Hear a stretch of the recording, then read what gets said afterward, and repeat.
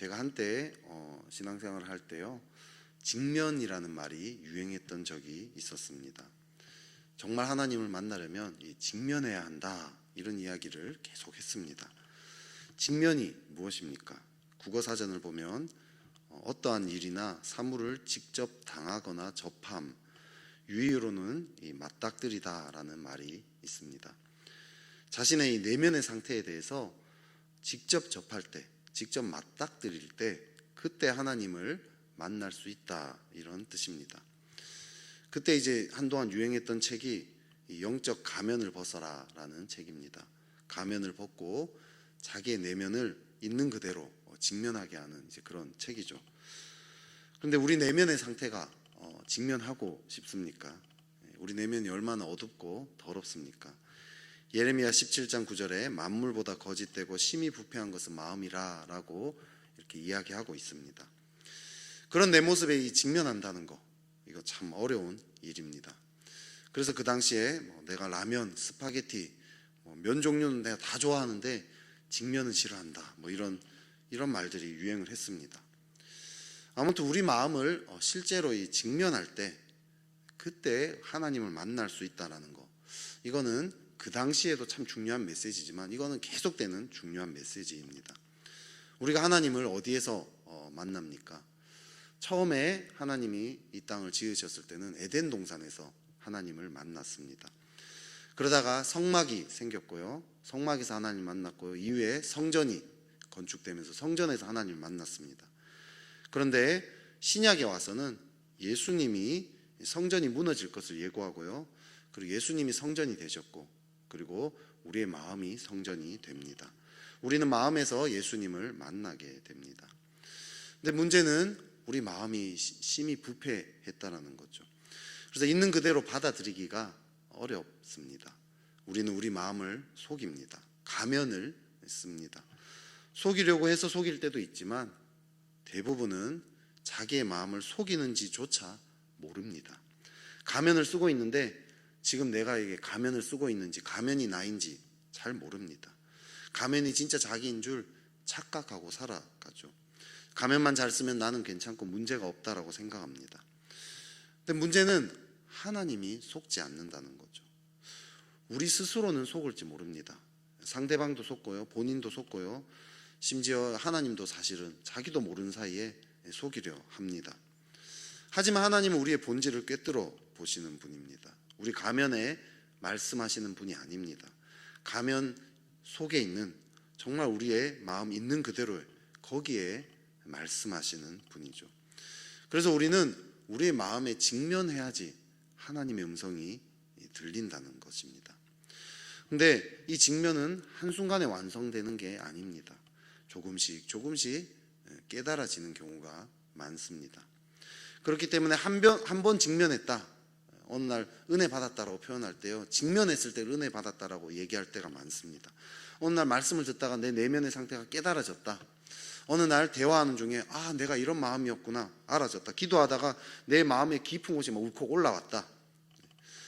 한 번 그렇게 할 때가 있지만 한 번 그렇게 하는 것으로 끝내면 안 된다는 거죠. 이 직면이 삶의 습관이 되어야 합니다. 즉 직면하려는 태도로 살아야 한다는 거죠. 그래야 우리는 하나님을 만나는 삶을 살 수 있습니다. 이것을 성경은 정직이라고 이야기하죠. 정직한 태도로 살 때, 그때 우리는 하나님을 만나게 됩니다. 하나님 음성이 들리고요, 하나님을 인격적으로 경험하면서 살게 됩니다. 오늘 본문에서요, 두 여인이 우리를 초대하고 있습니다. 한 여인은 지혜의 여인이고요, 한 여인은 우매 여인입니다. 1절부터 6절까지는 지혜의 여인이 초대하고 있고요, 7절부터 12절까지는 다른 이야기를 갑자기 하다가 또 13절부터 18절까지 또 우매 여인이 초대를 하고 있습니다.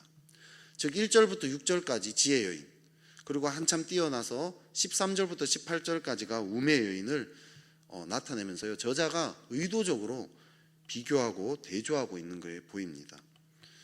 이 지혜 여인과 우매 여인이요, 둘 다 높은 성중의 높은 곳에서 불렀다라고 이야기합니다. 또 둘 다요, 사람들을 식사로 초대하고 있습니다. 그런데 그 결과는 극과 극입니다. 지혜 여인의 초대에 임하면 생명을 얻지만 우매 여인의 초대에 임한 사람은 죽습니다. 이미 지옥에 있다고, 스올에 있다라고 이야기를 합니다. 그래서 오늘 본문을 잘 살펴보면요, 좀 이해가 안 되는 게 있어요. 1절부터 6절까지 이 지혜 여인이 이야기를 했으면 그 다음에 바로 우매 여인의 초대가 13절부터 18절까지 내용이 나와야 되는데 생뚱맞게 7절부터 12절까지의 내용이 중간에 삽입이 되어 있다는 거죠. 이 성경 저자의 어떤 의도가 있지 않겠습니까? 이 의도가 무엇입니까? 이 의도를 알기 위해서 지혜 여인과 우매 여인에 대해서 한번 살펴보아야 합니다. 제가 2주 전에 이 얘기를 조금 했습니다. 지혜 여인, 우매 여인 얘기를 했는데요. 혹시나 또 기억이 안 나실 수 있으니까 짧게 한번 설명을 하고자 합니다. 지혜 여인과 우매 여인은요, 둘 다 성중에서 높은 곳에 지금 살고 거하고 있습니다. 고대 근동 지방에서 높은 곳은 가장 높은 곳, 성에서 가장 높은 곳에는 반드시 신전이 존재했습니다. 높은 곳 하면 누구나 다 신전을 떠올리게 됩니다. 이 지혜 여인과 우매 여인은요, 그렇기 때문에 둘 다 신을 상징한다는 걸 알 수 있습니다. 지혜 여인은 하나님을 상징하고요, 우매 여인은 이 우상을 상징하는 거죠. 우리는 하나님을 선한 목자, 아버지, 강한 용사, 왕으로 이렇게 표현하지 않습니까? 선한 목자는 하나님의 돌보심, 아버지는 하나님의 어떤 사랑, 그죠? 왕은 하나님의 어떤 통치, 강한 용사는 하나님의 어떤 승리, 이런 걸 상징합니다. 하나님을 지혜 여인으로 이야기한 건요, 어떤 의도가 있습니다. 어떤 의도가 있냐면요, 잠언이 독자를 아들이라고 표현을, 젊은 남성으로 보통 표현을 합니다. 젊은 남성은 여인과 어떤 관계를 맺습니까? 결혼을 하면 가장 친밀하고 은밀한 관계를 맺지 않습니까? 지혜 여인은요, 하나님이 지혜 여인으로 표현한 것은 하나님과 아주 깊고 은밀한 이 관계, 친밀한 관계를 상징을 하는 거죠. 오늘 본문을 보면 지혜 여인과 우매 여인은요, 둘 다 식사에 초대하고 있는 걸 보게 됩니다. 여러분, 식사 초대, 오늘날 표현으로요, 라면 먹고 갈래, 이런 말이 있지 않습니까? 여성이 남성을 유혹할 때 쓰는 표현 아닙니까? 오늘 이 식사 초대가 그런 뉘앙스인 거죠. 고대 근동에서 누군가 식사를 같이 한다, 이건 아주 깊고 은밀한 관계를 이야기합니다. 지혜 여인과 이 우매 여인이요, 둘 다 이 독자, 잠언 독자로 하여금 깊고 은밀한 관계, 라면 먹고 갈래, 지금 우리를 유혹하고 있다라는 거죠. 이에 대해서 우리는 결정을 내려야 합니다. 지혜 여인, 즉 하나님과 깊고 은밀한 관계를 맺을 것인가, 아니면 우매 여인, 이 우상과 깊고 은밀한 관계를 맺을 것인가. 잠언은 이 둘 중에 하나밖에 없다라고 얘기합니다. 둘 다 그런 관계를 맺을 수 없다라는 거죠.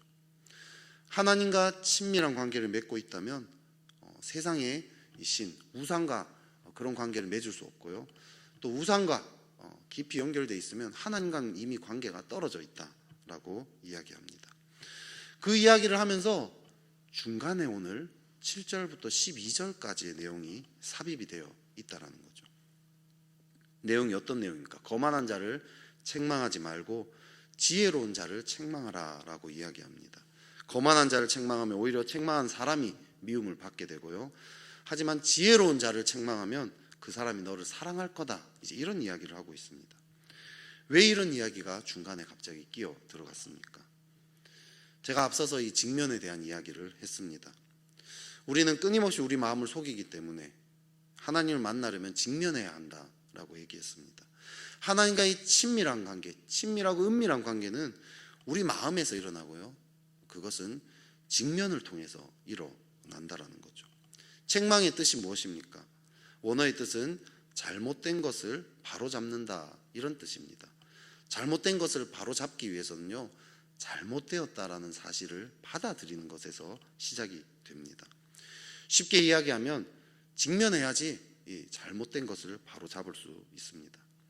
근데 거만한 자는요, 직면하지 않는다는 거죠. 책망을 받아들이지 않는다는 거죠. 오히려 진실을 이야기하면 진실을 이야기한 그 상대방을 미워한다라고 말합니다. 제가 이렇게 참 수련회를 참 많이 다니지 않았겠습니까? 100번도 넘게 갔더라고요. 수련회 가서요, 많은 청년들과 상담을 합니다. 수련회 들어오기 전에요, 삶을 엉망으로 산 이 청년들이 많이 있습니다. 너무 무기력하게 막 살아오다가요, 정말 이 삶을 정말 거의 엉망으로, 정말 게임과 거의 피폐하게 살다가 이 수련회만이 나의 유일한 희망이다 하고 들어오는 친구들이 많이 있습니다. 근데 반면에 또 어떤 친구는요, 교회에서 인정받는 리더고 매일매일 열심히 신앙생활 큐티 거의 빠뜨리지 않고 그렇게 하는 그런 친구들도 수련회 같이 들어옵니다. 근데 참 신기한 건요, 무기력하게 살아왔던 친구는 은혜를 많이 받는데 잘 살아오고 열심히 살아왔던 그 친구가 은혜를 못 받는 경우가 많다라는 거죠. 수련회 가서 말씀을 듣고요, 또 계속 소그룹 나눔을 하고 이러면 이 마음이 열리게 됩니다. 그럼 내면의 상태가 드러나게 되는 거죠. 무기력하게 살아온 친구는요, 그 내면의 상태에 정직하게 대면합니다. 왜냐? 들어오기 전에, 수련회 들어오기 전에 자기도 자기 삶이 엉망이라는 걸 스스로 알고 있기 때문입니다. 근데 잘 살다가 들어온 친구, 이 친구는 자기 문제가 없다라는 거죠. 말씀을 들어도요, 소그룹에서 나눔을 해도 진짜 자기 마음 깊은 곳에 그 부패한 것들이 드러나지 않는다라는 거죠. 나는 열심히 잘 살았고 충성되게 섬겼는데 부지런하게 살았는데 뭐가 문제가 있냐, 이런 마음의 태도가 있는 거죠. 그래서 하나님 앞에서도 자기는 별로 문제가 없다라고 생각합니다. 이런 친구들이 보통 마지막에 하나님 은혜를 경험하더라는 거죠. 이런 친구들도 하나님 절대로 내버려 두지 않습니다. 하나님 이 친구를 끝까지 말씀하시는 거죠. 마지막에 내가 정말 교만하게 지냈구나라는 걸 깨닫습니다. 그렇게 열심히 신앙생활하고 살아온 것이 자기의 명예욕 때문임을 그제서야 깨닫습니다. 사람들이 칭찬해주고요, 사람들이 막 잘 알아주고, 야, 너 참 멋지다, 멋지게 살고 있다, 신앙생활 잘하고 있다, 이런 얘기 이제 듣고 싶어서 그랬다라는 걸 겨우겨우 마지막 와서 이제 깨닫게 되죠. 근데 그렇게 깨닫기까지가 참 어렵다라는 겁니다. 저는 이렇게 이 수련회 오면 얼마나 많은 친구들을 상담을 했겠습니까? 그러니까 딱 보면 보입니다. 특히 또 수련회 들어가면요, 이 사역자들 영적 감각이 거의 이게 그거에 달하거든요. 수련회가 보통 이제 월요일 날 시작해서 토요일 날 마칩니다. 5박 6일을 합니다. 수요일쯤 이 친구들도 답답하긴 하거든요. 은혜를 못 받으니까. 만나자고 합니다. 상담을 합니다. 제 눈에는 교만 이게 딱 보이죠. 그래서 이렇게 은근슬쩍 돌려가면서 교만을 얘기를 싹 꺼내버립니다. 그러면 이 친구가 보통은 자기 안 그렇다라고 대답을 한다는 거죠. 오히려 반박을 합니다. 그리고 이렇게 얘기하죠. 아니, 간사님은 저를 잘 알지도 못하면서 저를 그렇게 함부로 판단한다고 막 저에게 거절감을 준다라는 거죠. 근데 이 친구가 계속 하나님을 못 만납니다. 수요일 지나고 목요일 지나고 금요일 지나니까 금요일 돼서는 죽을 맛인 거죠. 자기 주변에는 다 은혜 받고 막 신나가지고 기뻐하고 막 이러는데 자기는 너무 이제 힘들고 답답하기만 한 거죠. 하나님 이렇게 말씀하시는데 자기는 계속 이쪽으로 들으려고 하니까 완전 마음이 거의 죽을 맛입니다. 마음이 가난해지고요, 그제서야 자기가 교만했다라는 걸 받아들입니다. 성령님의 역사인 거죠. 그러면서 하나님을 깊이 경험하게 됩니다. 이 친구는요, 명예욕이라는 우매 여인과 깊고 은밀한 관계를 맺고 있었습니다. 본인은 몰랐어요. 사람들이 자신을 인정해 주는 것이 자신의 우상이었습니다. 겉보기에는 하나님을 섬긴 것 같았지만 사실 그렇지 않았죠. 하나님 음성 잘 듣고 교제 잘하는 것 같았지만 실제로 맞닥뜨려 보니까 자기는 하나님 음성 하나도 듣고 있지 않았구나 하는 걸 그제서야 깨달았다는 거죠. 지혜 여인과 우매 여인의 이 식사 초대 사이에 왜 7절부터 12절 사이의 내용이 들어갔습니까? 책망, 징계, 즉 자신을 직면하는가, 이 질문이 있다라는 거죠. 이 식사 초대에 응한다라는 거, 직면입니다. 직면한다는 것은 하나님의 식사 초대에 응한다라는 거죠. 반면 직면하지 않는 삶을 산다는 것은 자기도 모르는 사이에 우상과 친밀한 관계를 맺고 있다라는 뜻입니다.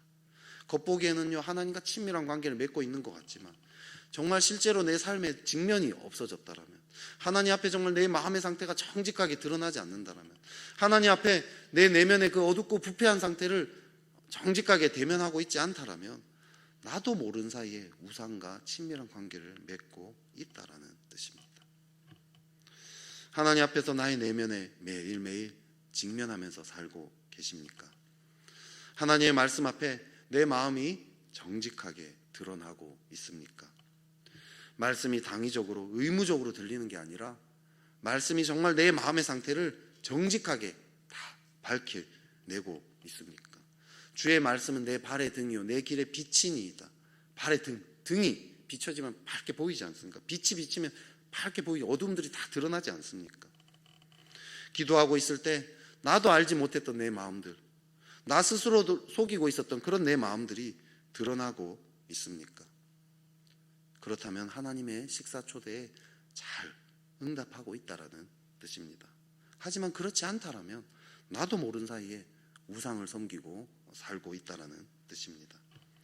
하나님 앞에 날마다 자신의 잘못과 허물과 연약함들을 정직하게 드러내고 그 마음을 여전히 품으시고 사랑하시는 그 하나님 사랑, 그리고 십자가에 씻어주신 그 죄사함의 그 은혜 친밀하게 누리면서 하나님과 친밀하게 교제하는 그런 저와 여러분 되시기를 축복합니다.